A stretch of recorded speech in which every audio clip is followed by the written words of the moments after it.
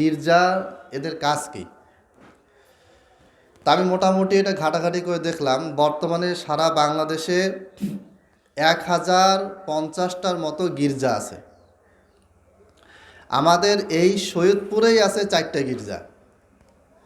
1986 সালে সর্বপ্রথম সৈয়দপুরে যে গির্জাটা তৈরি হয় সেটার নাম হচ্ছে রোমান ক্যাথলিক গির্জা। এইখানেই কাছেই, সৈয়দপুরে কম বেশি সবাই আমরা চিনি জানি। গত জুমা আমি নীলফামারী কিশোরগঞ্জে গেলাম। কিশোরগঞ্জ তো আমাদের কাছে, আমরা চিনি জানি। এই কিশোরগঞ্জ সম্পর্কে আমি কিছু তথ্য নিলাম, তো দেখলাম যে কিশোরগঞ্জে এখন মোট 12টা গির্জা আছে। শুধু পুরো নীলফামারী জেলা, সৈয়দপুর, ডোমার, ডিমলা, জলঢাকা, কিশোরগঞ্জ, এই পুরো সৈয়দপুরের নীলফামারী জেলার ভিতরে বর্তমানে 103টা গির্জা আছে। এই গির্জাগুলো যে কেনা হয়েছে, যে জমিটা, এই জমিটা মুসলমানদের কাছ থেকে জমি কেনা হয়েছে। অর্থাৎ আপনি মুসলমান, আপনি 5 ওয়াক্ত নামাজ পড়েন, আপনি আল্লাহ আল্লাহ জিকির করতেছেন, ইসলামের জন্য আপনি জান দিয়ে দেবেন, এরকম অবস্থা। অলি আল্লাহ মানুষ, দেখে মনে হয় খুব ভালো মানুষ। আপনারই বাড়ির জমি থেকে একটা অংশ খ্রিস্টান মিশনারিরা কিনে নিচ্ছে, নিয়ে সেখানে গির্জা বানিয়ে আপনার বাড়ির সামনেই মানুষকে খ্রিস্টান বানাচ্ছে। এবং দেখেন, সারা বাংলাদেশে এই যে শীতের মৌসুম, প্রত্যেক দিন হাজার হাজার মাহফিল হচ্ছে, শত শত না, হাজার হাজার মাহফিল হচ্ছে গোটা বাংলাদেশে। প্রত্যেকটা থানাতে, জেলাতে মনে করেন ওয়াজ মাহফিলের মৌসুম একেবারে ধুমসে ওয়াজ মাহফিল হচ্ছে, হবে ইনশাল্লাহ, হতে থাকবে, কোনো অসুবিধা নেই। কিন্তু এত ওয়াজ মাহফিল হওয়ার পরেও বাংলাদেশের মুসলমান জনগণ কতটুকু ইসলামের দিকে যাচ্ছে? আর খ্রিস্টান মিশনারিরা বাংলাদেশে কয়টা তাদের ওয়াজ মাহফিলের দাওয়াত দিয়েছে আপনাকে? কয়টা মাহফিল করছে প্রকাশ্যে? একটাও করেনি। আপনার সামনে গির্জা তৈরি হয়েছে, আপনার বাড়ির সামনে খ্রিস্টান মিশনারিদের স্কুল তৈরি হয়েছে। তারা কিভাবে কাজ করে? তারা নীরবে, চুপচাপ, গোপনে কাজ করে। তারা কিছু মহিলাদেরকে রেখে দিয়েছে, যাদেরকে নান বলা হয়। এদের কাজ হচ্ছে, যেই এলাকায় গির্জা তৈরি হয়েছে ওই এলাকার আশেপাশে যতগুলো বাড়ি আছে, ওই বাড়ির মহিলাদের সাথে খাতির লাগানো। আর একজন মহিলা যে সুন্দর করে কথা বলতে পারে, সে 5 মিনিটেই 50টা মহিলার সাথে খাতির লাগাতে পারে, কোনো অসুবিধা হয় না। এখন আপনার বাড়ি, আপনি মুসলমান, আপনার স্ত্রী আছে, আপনার ছেলে মেয়ে আছে, আপনি তো মুসলমান, আপনি জানেন যে ওটা খ্রিস্টান স্কুল, ওখানে কি করা যাবে না, আমার বাচ্চাকে ভর্তি করানো যাবে না। কিন্তু ওই মহিলা যাকে দায়িত্ব দেওয়া হয়েছে, গির্জার দায়িত্ব দেওয়া হয়েছে, খ্রিস্টান স্কুল চালানোর দায়িত্ব দেওয়া হয়েছে, সে আপনার স্ত্রীর সাথে এসে সুসম্পর্ক তৈরি করলো, যে আমরা এখানে আসছি, বাইরে থেকে আসছি, মাশাআল্লাহ আপনাদের মুসলমানদেরকে খুব ভালো লাগে, আপনাদের এই জায়গাতে আমরা খ্রিস্টানরা নিরাপত্তা বোধ করি। মানে আপনাকে পাম্পট্টি মারবে, পাম্পট্টি মেরে মেরে আপনার সাথে খাতির লাগাবে। আর আপনিও তো বলবে যে না, আসলে ইসলাম তো অমুসলিমদেরকে কি করে, তাদের নিরাপত্তা দেওয়ার কথা বলে, তাদের সাথে ভালো ব্যবহার করতে বলে, তাদেরকে কোনো রকম খারাপ আচরণ করা যাবে না। হ্যাঁ, ইসলাম এটা বলে, কিন্তু ওরা কোন উদ্দেশ্যে এই কথাগুলি বলতেছে আপনাকে, আর আপনার ভিতরে তাদের প্রতি ভালোবাসা তৈরি করাচ্ছে কোন উদ্দেশ্যে, এটা আপনাকে আমাকে বুঝতে হবে। এখন আপনি একজন মুসলমান মানুষ, আপনি তো ডাইরেক্ট কখনোই খ্রিস্টান মিশনারিতে যাবেন না, আপনি খ্রিস্টান হবেনও না। আপনাকে বললে আপনি কি করবেন? খ্রিস্টানকে ধরে পিটাবেন, বেটা তুই আমাকে খ্রিস্টান হওয়ার দাওয়াত দেশ।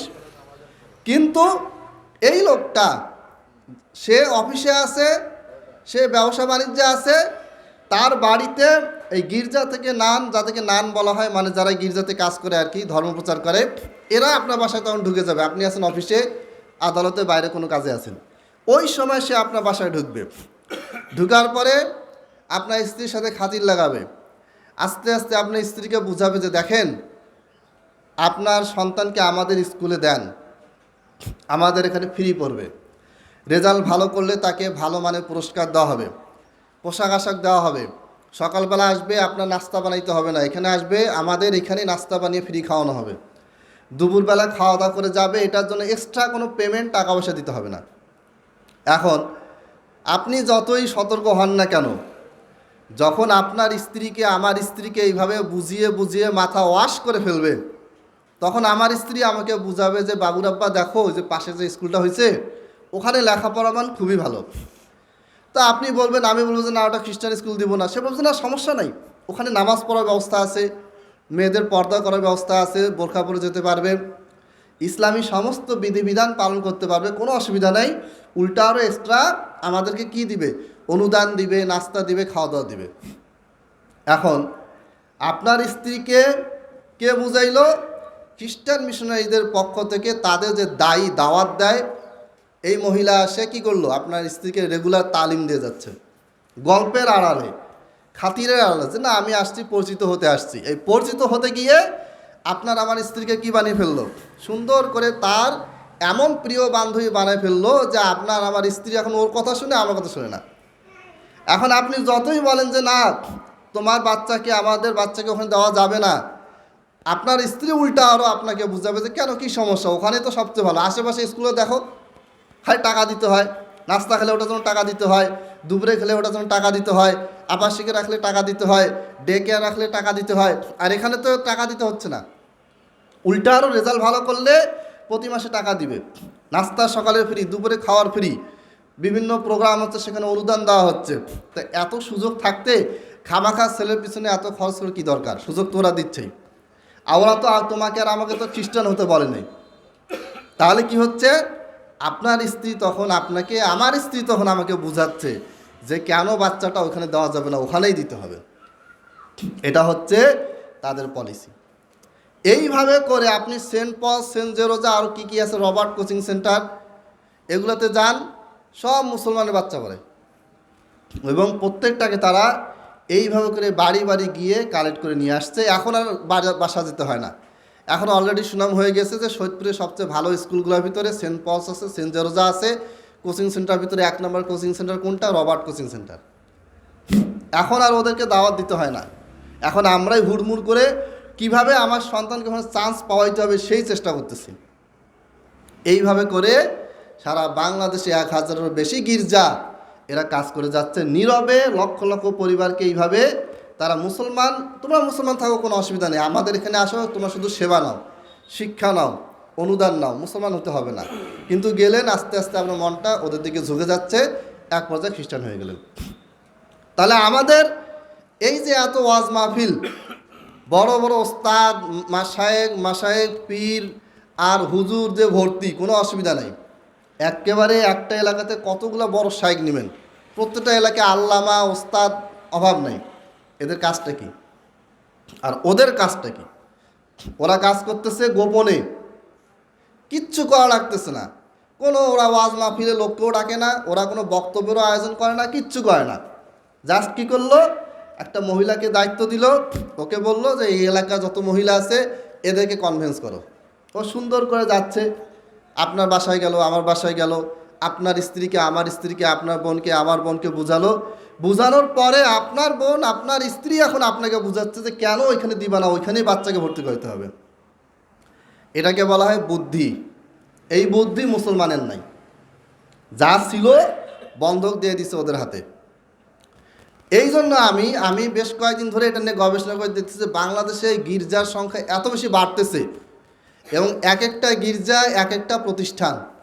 আমাদের মসজিদগুলো কি, প্রত্যেকটা মসজিদ, যত বড় মসজিদ হোক, যত বড় খতিব থাকুক, যত বড় ইমাম থাকুক, মসজিদটা হচ্ছে 5 ওয়াক্ত নামাজ হবে, আজান হবে, শেষ, কাজ শেষ। অথচ ওদের মসজিদ বা ওদের উপাসনার জায়গা গির্জা, সেটা শুধুমাত্র ওদের দাওয়াতি সেন্টার না, শুধুমাত্র যে ওদের স্টার সানডে রবিবার দিন অনুষ্ঠান হয় আর সেখানে বাইবেল পাঠ হয় তা না। ওরা ওইখান থেকে পুরো এলাকাটাকে কিভাবে নিয়ন্ত্রণ করা যায়, পুরো এলাকার প্রত্যেকটা পরিবারকে কিভাবে খ্রিস্টান বানানো যায় সেই প্ল্যান প্রোগ্রাম ওই জায়গা থেকে করে এবং ওইখান থেকে কাজ করে। আর আমাদের মসজিদে না দাওয়াতি কাজের কোনো চিন্তাভাবনা আছে, না এলাকাবাসীকে দাওয়াত দেওয়ার কোনো প্ল্যান প্রোগ্রাম আছে, কোনো কিছু নাই, কোনো মসজিদে নাই। এটা এই মসজিদের কথা বলতেছি না, আমাদের এই মসজিদ তো এখনও অনেক সামনে আগানো বাকি আছে। কিন্তু বাংলাদেশের বড় বড় মসজিদ, 150 বছর আগের মসজিদ, 50 বছর আগের মসজিদ, বিশাল বিশাল মসজিদ। বাইতুল মোকাররমের কথা বলেন, বাইতুল মোকাররমে নামাজ পড়া ছাড়া আর কি কাজ হয় সেখানে? কোনো কাজ হয় না। সারা বাংলাদেশে যত বড় সংগঠন, আপনি জমিয়তে আহলে হাদিস বলেন, আহলে হাদিস আন্দোলন বলেন, আর জামাত ইসলাম বলেন, যে কোনো আহলে হাদিস দল বলেন, চরমনাই বলেন, দেওবন্দি বলেন, বেলভি বলেন, এদের যে বিশাল বিশাল মসজিদ আছে, মাদ্রাসা আছে, সেগুলোতে নামাজ, আজান আর এই খুতবা ছাড়া আর এক্সট্রা কোনো কাজ হয় না। আল্লাহ নবী সাল্লাল্লাহু আলাইহি সাল্লাম মসজিদে নববীতে বসেই গোটা পৃথিবী পরিচালনা করেছেন। তার যে ইসলামী সাম্রাজ্য ছিল, সব প্ল্যান প্রোগ্রাম মসজিদে হতো। এই সুন্নতটা ওরা ধরে রাখছে। ওরা একটা জায়গায় গির্জা বানাচ্ছে, বানানোর পরে সেই জায়গা থেকে কিভাবে এই এলাকাটাকে পুরোটাই ক্যাপচার করা যায়, এই এলাকায় কতগুলি বাড়ি আছে, এই এলাকায় কতগুলি মুসলমান সন্তান আছে, এবং বিশেষ করে গরিব ঘর কোনগুলা, ওগুলাকে আগে ওরা টার্গেট করে সব কিছু প্ল্যান যখন হয়ে গেল, তখন তারা এখানে আসবে। আসার পরে আপনার কাছ থেকেই কি করে বেশি দামে জমি কিনে নেবে। আপনার জমি শতক 5 লাখ টাকা, ও 6 লাখ টাকা 7 লাখ টাকা দিয়ে কিনে নেবে। আপনি তো বলছেন বাপরে বাপ, ভালোই তো লাভ, যেই জমি আমার 5 লাখ টাকা শতক বিক্রির কথা, সেইখানে এরা আসে 6 লাখ 7 লাখ টাকা নিতে চাচ্ছে, দিয়ে দেই। 1 লাখ 2 লাখ টাকা কি হাতছাড়া করা যায়? কিন্তু আপনি বুঝলেন না যে আপনাকে দিয়েই ওই এলাকায় মোরতাদ বানানোর মিশনটা শুরু হলো। এইগুলো কথা আমাদের খুব একটা মানুষ বলেও না, এগুলো কথার দিকে আমাদের মনোযোগও নেই। আমি এই কিশোরগঞ্জে খুতবা দিলাম, তারপরে 2 মুরব্বী বললো যে হুজুর আমরা নামাজটাই পড়ে পাই না, আর আপনি এগুলো খ্রিস্টান বহুত কিছু বলতেছেন। তারপরে যে নামাজও শুনেন না জীবনে, শুনছি যে ইউটিউবে সার্চ দেন তো কতগুলো নামাজের ভিডিও আছে, কিভাবে নামাজ পড়বেন, অজু করবেন, এটা একটা প্র্যাকটিক্যালি শেখানো আছে, হাজার হাজার ভিডিও আছে। বাংলা ভাষাভাষী আলেম শাইখ মতিউর রহমান মাদানী নামাজের উপরে না হলেও কয়েকশো ভিডিও আছে। তারপরে ভারতের আলেম শাইখ আবু জাইদ জামিরের নামাজ কিভাবে পড়ে বোর্ডে লিখে লিখে ছবি আর্ট করে একবারে হাত কীভাবে বাঁধবেন, প্রত্যেকটা প্র্যাকটিক্যালি আমল করে তার অনেকগুলো ভিডিও আছে, অনেক আছে। এগুলো তো অবশ্যই আলোচনা করতে হবে, সেটা তো আমরা করতেছি। কিন্তু এইদিকে যে মানুষ খ্রিস্টান হয়ে যাচ্ছে, কাদিয়ানি হয়ে যাচ্ছে, মুরতাদ বেঈমান হয়ে যাচ্ছে, এগুলো আপনি বলবেন কখন? এগুলার দিকে মানুষকে আপনি সতর্ক করবেন কখন? এমনও হুজুর আছে সারাটা জীবন ওয়াজ মাহফিল, বছরে মনে করেন 365 দিনে তার না হলেও 300টা মাহফিল আছে। এই 300টা মাহফিলে সে বিভিন্ন বিষয়ে কথা বলে বেড়ায়, কিন্তু এই বিষয়ে কোনো দিন কথা বলার সৌভাগ্য তার হয়নি, জানেই না। যেই এলাকায় মাহফিল করে মানুষকে নামাজের দাওয়াত দিয়ে আসতেছে, ওই এলাকায় গির্জা তৈরি হয়েছে এবং মানুষ খ্রিস্টান হয়ে যাচ্ছে, সে খবরও রাখে না। কি দরকার, যাব, বক্তব্য দিব, টাকা পাবো, চলে আসবো, শেষ, দায়িত্ব শেষ। এই হলো আমাদের অবস্থা। আর তারা সংঘবদ্ধ হয়ে কাজ করে যাচ্ছে, এবং তাদের ভিতরে একদল ডেডিকেটেড মানুষ আছে যারা এই আমেরিকা থেকে আসছে, ফ্রান্স থেকে আসছে, ইউকে থেকে আসছে, ওইখানকার একেবারে উন্নত জীবন, উন্নত দেশ, উন্নত থাকা খাওয়ার ব্যবস্থা, ওই জায়গাগুলো থেকে তারা চলে আসে কোথায় থাকে? ওই ধরেন আপনার কুড়িগ্রামের চর এলাকায়, রংপুরের গঙ্গাচড়ার চর এলাকায় এরা থাকে। আর সারাদিন একজনের কথা আমি জানি, সে সাইকেলে করে, ব্যাগে করে বাইবেল নিয়ে ঘুরে বেড়ায়, সাইকেলে করে মানুষের বাড়িতে গিয়ে ফ্রি বাইবেল দিয়ে আসে। তাহলে ওরা ওদের কাজটা করতেছে, এটা তো অবশ্যই তারা ভুল পথে আছে, এটা তো ঠিক আছে, কিন্তু ওরা যেটাকে সঠিক মনে করে সেই কাজটাকে তারা কি করে যাচ্ছে, তারা সুন্দরভাবে করে যাচ্ছে। তাদের প্ল্যান প্রোগ্রাম সেট করা আছে। আপনি গরিব মানুষ, আপনার কাছে ওইভাবে করে দাওয়াত দিবে, টাকা পয়সার টোপ দিবে। আপনি বড়লোক মানুষ, ব্যবসা করেন, আপনার ব্যবসাটাকে আরও উন্নত কীভাবে করা যায়, আপনাকে আরও কীভাবে আরও সমাজের আরও জ্ঞানীগুণী ব্যক্তি যারা আছে ওদের ভিতরে আপনার মর্যাদা কীভাবে বাড়ানো যায়, ওই সিস্টেমে আপনার কাছে দাওয়াত পৌঁছাবে। মানে আপনি যেটা চান সেইটা বুঝে তারা লোক আপনার কাছে পাঠাবে, যেটা আপনি চাবেন সেটা ওই লোকটা আপনার পূরণ করবে, আপনি তার ভক্ত হয়ে যাবেন। আস্তে আস্তে তার কথা আপনার কি হয়ে যাবে, মনটা গলতে গলতে এক সময় আপনি ইসলাম থেকে বের হয়ে যাবেন, টেরও পাবেন না। এগুলো হচ্ছে তাদের দাওয়াতি পলিসি। এই পলিসি নিয়ে তারা কাজ করে যাচ্ছে, এবং এখন পর্যন্ত তারা চুপচাপ কাজ করতেছে, কিন্তু 8-10 বছর পরে তারা চুপচাপ কাজ করবে না, তারা তখন প্রকাশ্যে কাজ করবে। আর তারা যখন প্রকাশ্যে কাজ করবে তখন তাদের বিরুদ্ধে কথা বলার, এখন তো কথা বলতে পারতেছি, তখন এই কথা বলার সাহস সুযোগটাও আপনার হবে না। তখন কি করবে, ধরো জবাই করো, যতদিন পর্যন্ত ওই পরিস্থিতি তারা করতে পারবে না, ততদিন পর্যন্ত এইভাবে করে গোপনে গোপনে তারা কাজ করবে, আপনার আমার সাথে মিলেমিশে থেকে কাজ করে যাবে। আর যখনই তাদের ওই পজিশন তৈরি হয়ে যাবে, বাংলাদেশে এখনও 90% মানুষ মুসলমান, যদিও আর কি মুসলমান নামে মুসলমান, কিন্তু এখনও মুসলমানদের ভিতরে একটি হলেও কি আছে, ইমান, আল্লাহর প্রতি বিশ্বাস, রাসূল সাল্লাল্লাহু আলাইহি ওয়াসাল্লামের প্রতি বিশ্বাস, ভালোবাসা আছে। বাউল সরকার আবুল কি নাম যেন, সে যে উল্টাপাল্টা কথা বলছে, এই বাংলাদেশের মানুষ প্রতিবাদ করছে বলে তাকে কোথায় নিয়ে গেছে, জেলে নেওয়া হয়েছে, এবং তার ফাঁসির ব্যাপারে কথাবার্তা চলতেছে। অথচ এই রকম কথাবার্তা বাউলেরা বাংলাদেশে 50-60 মানে দীর্ঘদিন ধরে বলেই আসতেছে। এমন না যে সে আজকে প্রথম বলছে, এরা বলেই যাচ্ছে, কিন্তু জনগণ প্রতিবাদ করে নাই, জনগণ খেয়ালও করে নাই, মিডিয়ার মাধ্যমে ওইভাবে ভাইরালও হয় নাই। এইবার ভাইরাল হচ্ছে, জনগণ প্রতিবাদ করছে, জনগণের প্রতিবাদের ঠেলায় সরকার তাকে কি করছে, গ্রেপ্তার করছে, এবং তার এখন বিচার ফাঁসি হবে বলে আলোচনা চলতেছে। তার মানে কি, বাংলাদেশের মানুষ এখনও যদি তার ইমানটা থাকে এবং ইমানি চেতনায় তারা যদি সবসময় এইভাবে অন্যায় প্রতিবাদ করে, তাহলে খ্রিস্টান মিশনারি বলেন, কাদিয়ানি বলেন, শিয়া বলেন, এরপরে আরও যত বাতিল ফেরকা আছে, আহলে কোরআন যারা হাদিসকে অস্বীকার করে, এরা কেউ মাথাচাড়া দিয়ে উঠতে পারবে না। কিন্তু সেটা আমাদের ভিতরে নাই। এক মহিলা 8টা কুকুরের বাচ্চাকে মেরে ফেলছে। এখন মেরে ফেলছে, অবশ্যই সে খারাপ কাজ করছে, তার অপরাধ শাস্তি হবে। এমন আন্দোলন শুরু হইল যে ওই মহিলাকেও গ্রেপ্তার করছে, মহিলার সাথে তার 2 বছর ছোট বাচ্চা, তাকেও গ্রেপ্তার করে থানায় রাখা হয়েছে। এখন এই ছোট বাচ্চাটা কি দোষ? এই বাচ্চাটা এখন পর্যন্ত তার মায়ের সাথে শীতের সময় জেলে আছে। এটা নিয়ে আর আমাদের আবেগ আর নাই, শেষ। ও কুকুরের বাচ্চাকে মারছে, শাস্তিও দরকার। কুকুরের বাচ্চার দাম বেশি না মানুষের বাচ্চার দাম বেশি? একটা মানুষকে বাঁচালে গোটা পৃথিবীর সমস্ত মানুষকে বাঁচানোর কথা বলেছে কোরআনে। একটা মানুষকে মারলে গোটা পৃথিবীর সমস্ত মানুষকে মারার গুনাহ হবে, এটা কোরআনে বলা আছে। কিন্তু কুকুরকে মারলে কি গুনাহ আছে?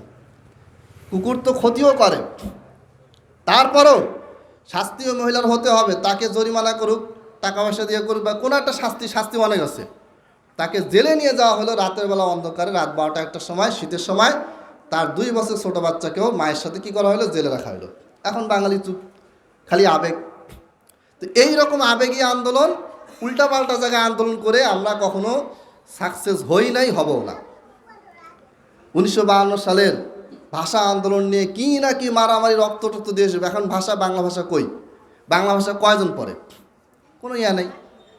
তো এইরকম আমাদের যে অবস্থা, আমাদের যে ইমান আকিদার অবস্থা, এগুলো যদি ঠিক না হয়, তাহলে ভবিষ্যতে 8 বছর 10 বছর পরে যেই সরকারে আসুক, আওয়ামী লীগ আসুক, বিএনপি আসুক, জামাত আসুক, যেই সরকারে আসুক, বাংলাদেশের মানুষের অবস্থা এমন একটা পর্যায়ে যাবে যখন খ্রিস্টান মিশনারিরা এসে আপনার গলায় ছুরি ধরবে, আপনার আমার কথা বলার কোনো সুযোগ থাকবে না। মসজিদ দখল করে তারা গির্জা বানাবে, যেটা হচ্ছে, ভারতে হচ্ছে, মন্দির বানাচ্ছে, বাংলাদেশেও হবে। ওরাই যারা আজকে মিষ্টি মিষ্টি কথা বলে আপনার আশেপাশে গির্জা বানাচ্ছে, আপনার কাছে জমি কিনে নিচ্ছে, আপনার 5 লাখ টাকা জমি 10 লাখ টাকা দিয়ে কিনে নিয়ে গির্জা বানাচ্ছে, এরা যখন দেখবে যে গোটা বাংলাদেশের মুসলমানের চাইতে খ্রিস্টানের সংখ্যা বেশি হয়ে গেছে, তখন ওরাই ওই যে 5 লাখ টাকা যায় 10 লাখ টাকা খরচ করছে, সেখান থেকে তারা 1 কোটি টাকা উসুল করে নেবে। আপনার বানানো মসজিদ, আপনার বানানো মাদ্রাসা, আপনার বানানো দাওয়া সেন্টার সপ্তাহে দখল করে নেবে, এবং এটা অলরেডি বিভিন্ন দেশে হয়েছেও। অতএব এই বিষয়গুলি আপনাকে আমাকে সজাগ থাকতে হবে, খেয়াল রাখতে হবে। এবং আশেপাশে গির্জা যেগুলি আছে সেগুলিতে আপনারা যান, গিয়ে সিস্টেম্যাটিক কথাবার্তা বলেন যে আপনাদের উদ্দেশ্য কী, আপনাদের কাজ কী, আপনারা কী শেখাচ্ছেন। তাদের বিভিন্ন লিফলেট আছে, লিফলেটগুলোতে তারা এমন কিছু কথা লিখবে যে ওখানে কোনো ভুল পাবেন না। যীশু খ্রিস্ট গরিবদেরকে আশীর্বাদ করেন, গরিবদের প্রতি তার ভালোবাসা আছে। তো কি এখানে কি সমস্যা? কোনো সমস্যা নেই। কিন্তু এই যে বাইবেল তারা ছড়াচ্ছে, সেই বাইবেলটা আপনারা পড়েন।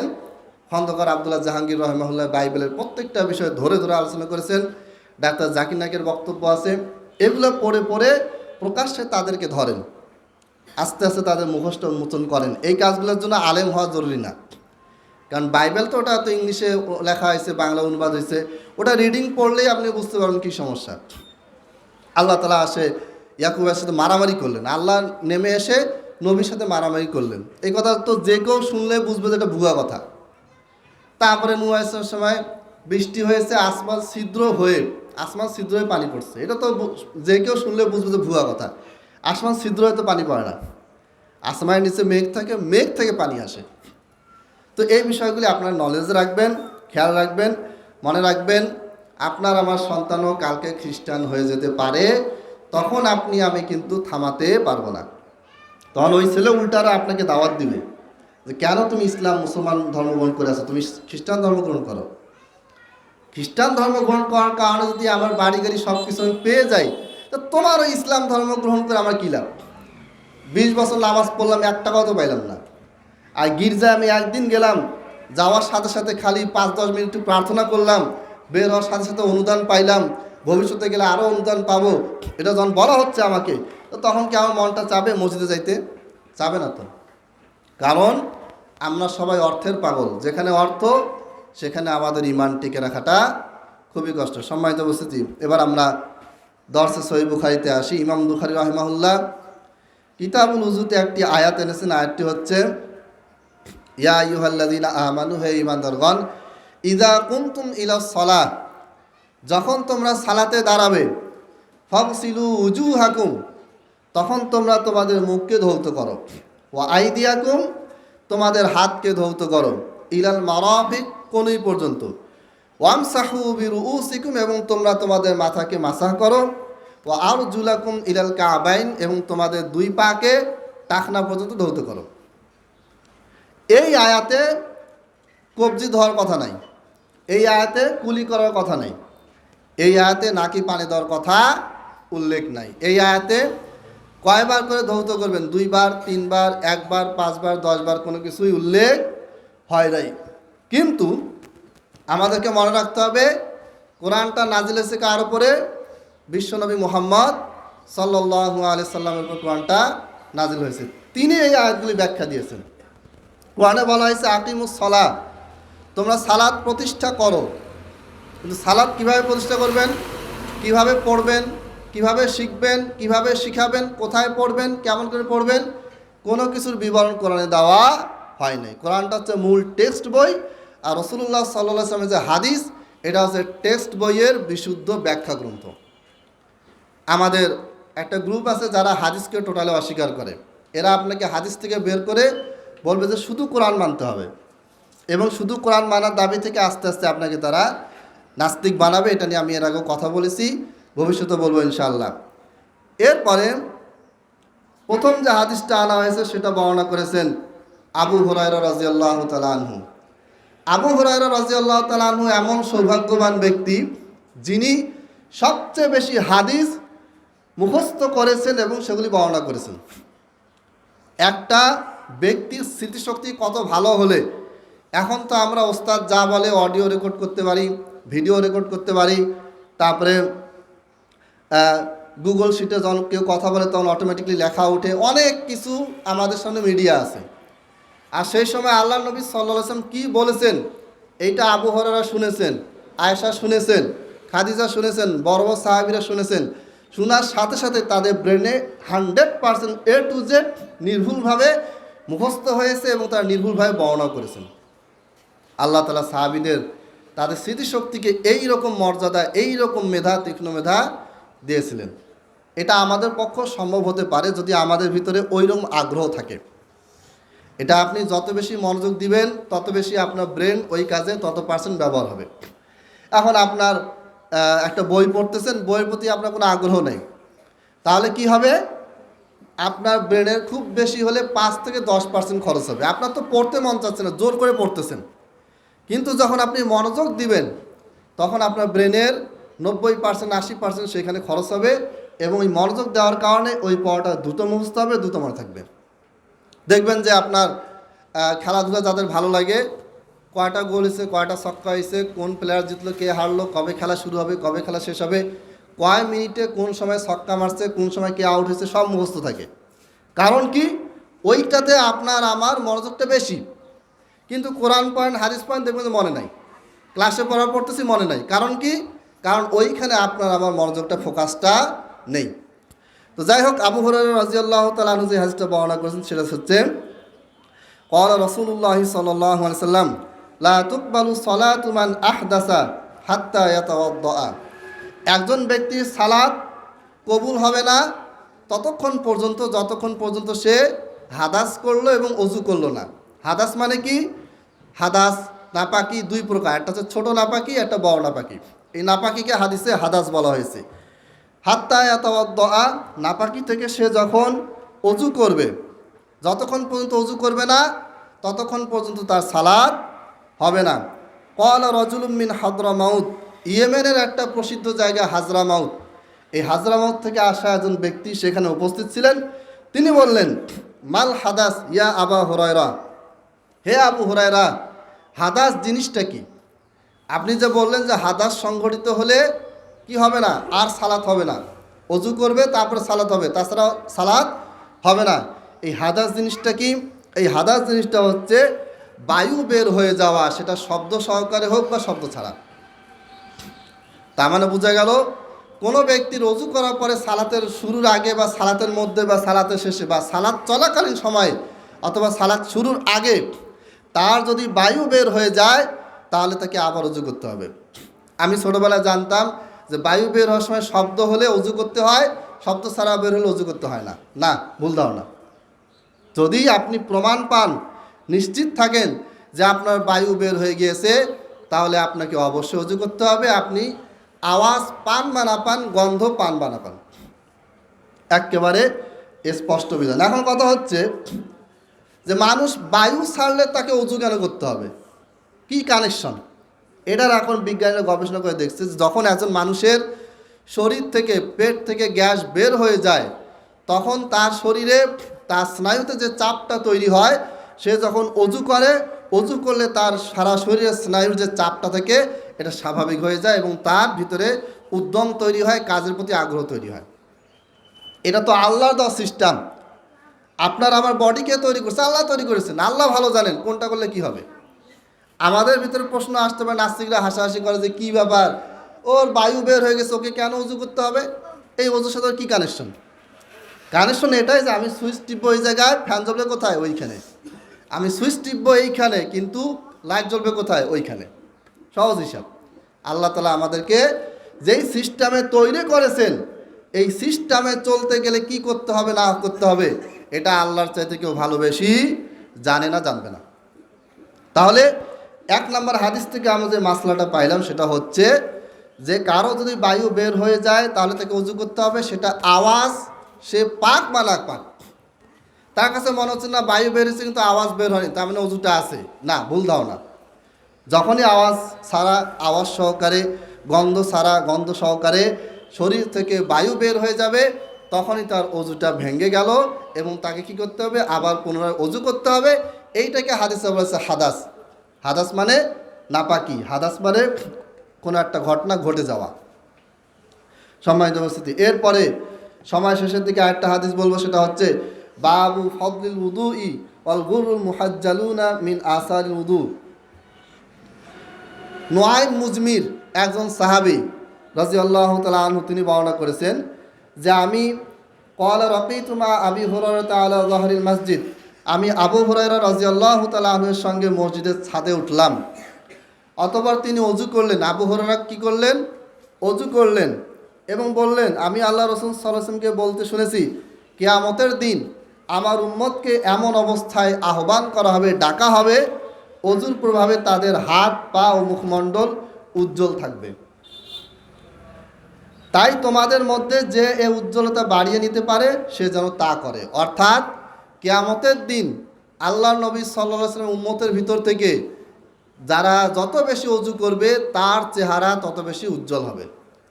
দুনিয়াতে তার চেহারা সবচেয়ে কালো হইতে পারে, আফ্রিকার নিগ্রো হইতে পারে, দুনিয়াতে তার চেহারা স্রোত দেখলে এত ঘৃণা লাগে, তাকাইতে মন চায় না, অনেক কিছু হতে পারে।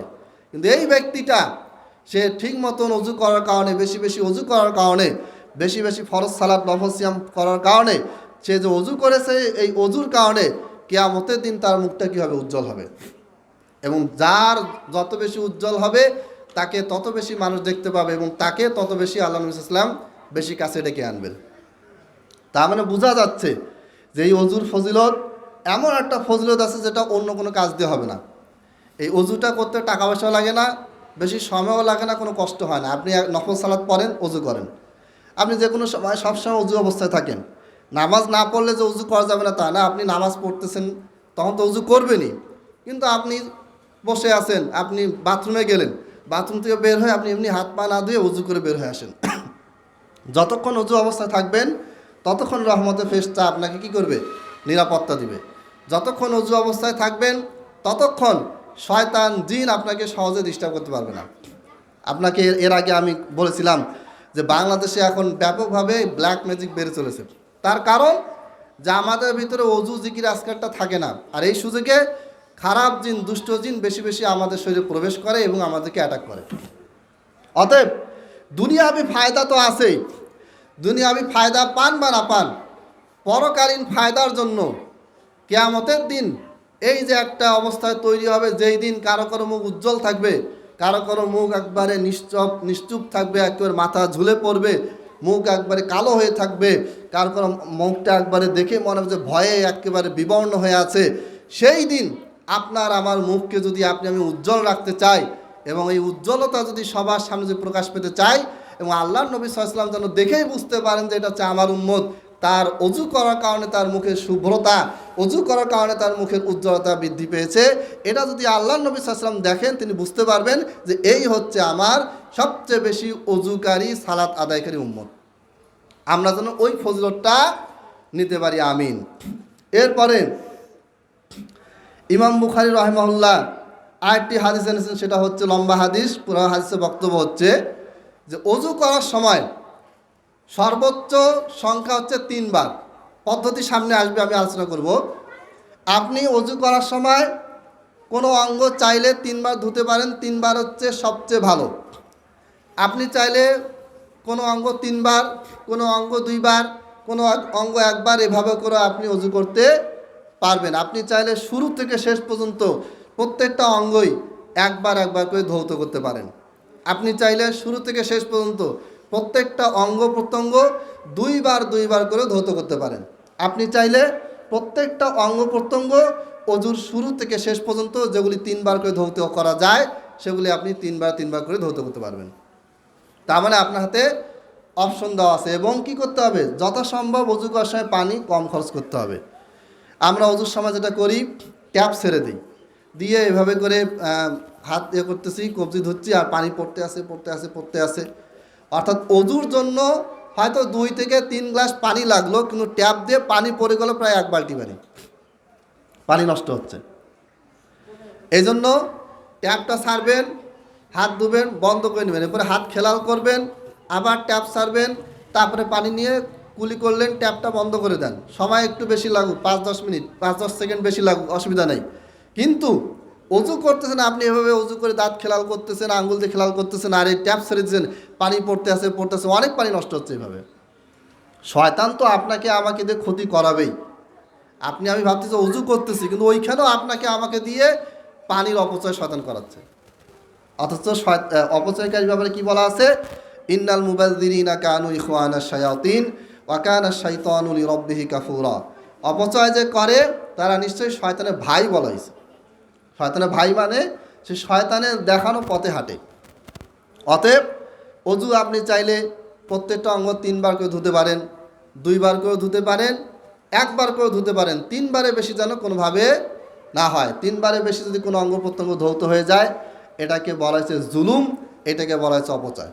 আর ট্যাপে অজু করার সময় খেয়াল রাখবেন পানি যেন এক্সট্রা কি না হয়, নষ্ট না হয়। ট্যাপে এটা হয়, কম বেশি হবে, কিন্তু চেষ্টা করবেন যেন কম হয়। এবং যদি আপনি বদনায় যদি অজু করেন, সবচেয়ে ভালো, বদনায় পানি সবচেয়ে কম খরচ হয়। অথবা এমন কোনো পাত্র যেই পাত্রে কি হবে, পানিটা যেন কম খরচ হয়।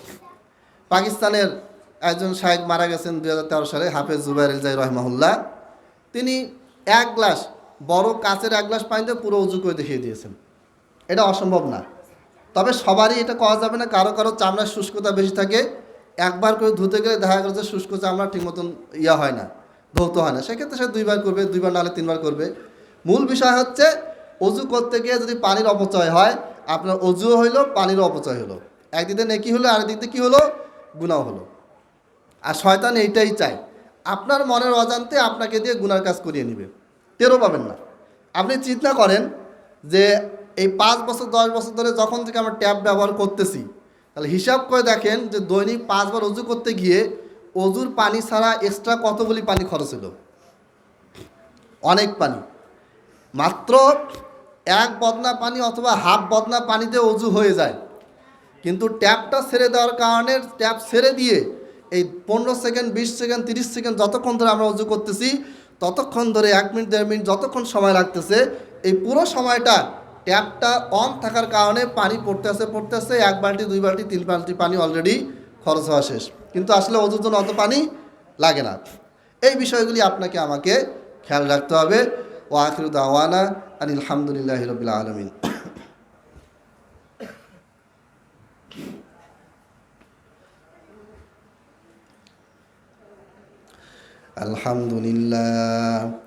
আলহামদুলিল্লাহি নাহমাদুহু ওয়া নাস্তাঈনুহু ওয়া নাস্তাগফিরুহু ওয়া নু'মিনু বিহি ওয়া নাতাওয়াক্কালু আলাইহি ওয়া নাউযু বিল্লাহি মিন শুরুরি আনফুসিনা ওয়া মিন সাইয়্যাতি আ'মালিনা। মান ইয়াহদিহিল্লাহু ফালা মুদিল্লা লাহু ওয়া মান ইউদ্লিল ফালা হাদিয়া লাহু। وأشهد أن لا إله إلا الله وحده لا شريك له وأشهد أن محمدا عبده ورسوله. اللهم صل على محمد وعلى آل محمد كما صليت على إبراهيم وعلى آل إبراهيم إنك حميد مجيد. اللهم بارك على محمد وعلى آل محمد كما باركت على إبراهيم وعلى آل إبراهيم إنك حميد مجيد. ربنا آتنا في الدنيا حسنة وفي الآخرة حسنة وقنا عذاب النار. ربنا ظلمنا أنفسنا وإن لم تغفر لنا وترحمنا لنكونن من الخاسرين. ربنا لا تزغ قلوبنا بعد إذ هديتنا وهب لنا من لدنك رحمة إنك أنت الوهاب. ربنا لا تؤاخذنا إن نسينا أو أخطأنا. ربنا ولا تحمل علينا إصرا كما حملته على الذين من قبلنا. ربنا ولا تحملنا ما لا طاقة لنا به واعف عنا واغفر لنا وارحمنا أنت مولانا فانصرنا على القوم الكافرين. عباد الله رحمكم الله، إن الله يأمر بالعدل والإحسان وإيتاء ذي القربى وينهى عن الفحشاء والمنكر والبغي يعظكم لعلكم تذكرون. فاذكروني أذكركم واشكروني ولا تكفرون.